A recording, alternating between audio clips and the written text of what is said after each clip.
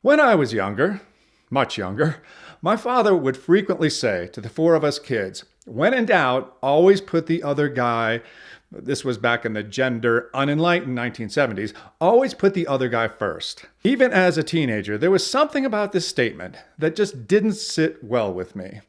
At the time, I didn't have the philosophical knowledge to put this into context, and I felt vaguely uneasy, guilty even, because I had doubts about the validity of the statement. I remember saying, and I'm sure my best surly teenager tone, something like, well, you can't argue with that. You also can't do it. As the years went on and our philosophical knowledge grew, both my dad and I became more and more libertarian, because that is what happens when rational people study philosophy and statistics and let the facts speak for themselves. But for those who don't study philosophy and those who can't or won't think logically, the idea of putting the other guy first, and even more importantly, the both implied and stated idea that if you don't do this, you are a bad person. This is where the true genius of socialism lies. We humans are absolute fools for messaging. I'm not sure where it comes from. Actually, I think I do know where it comes from, but that's a story for another time. Anyway, there's something deeply embedded in our psychology that tells us that being selfish is wrong and being selfless is right.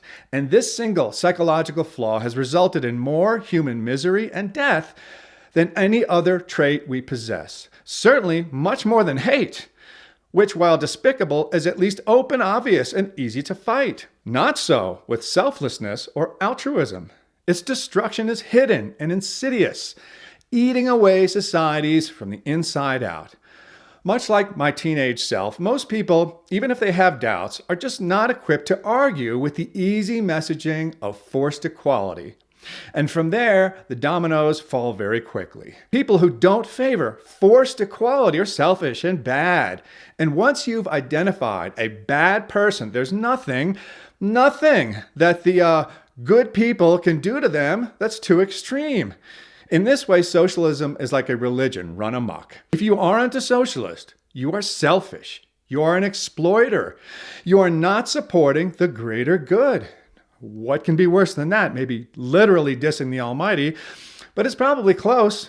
Importantly, when socialists actually get in power, this whole putting the other guy first thing is the first thing to go right out the window. Take a look at what's happening in China right now.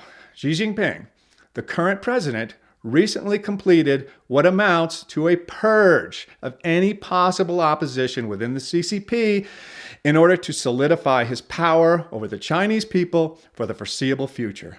Can any thinking person honestly believe that this is for the greater good?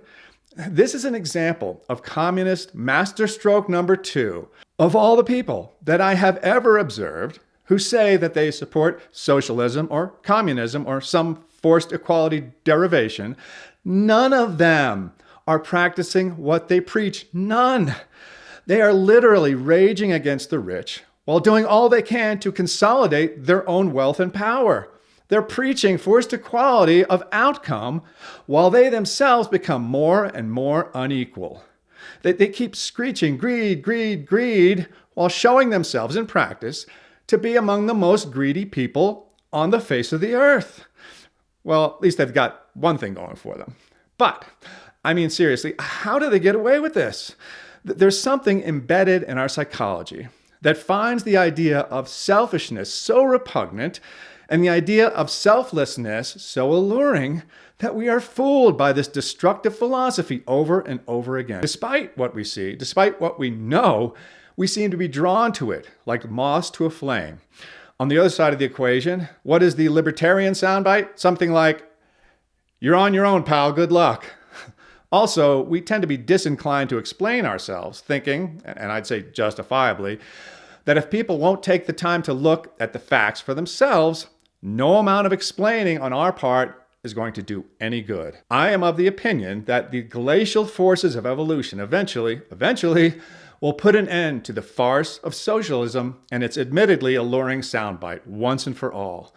In the meantime, if you run into someone who says they believe in socialism, take my advice and just stay away. Focus on educating people who have not made up their minds, because that means that they have them.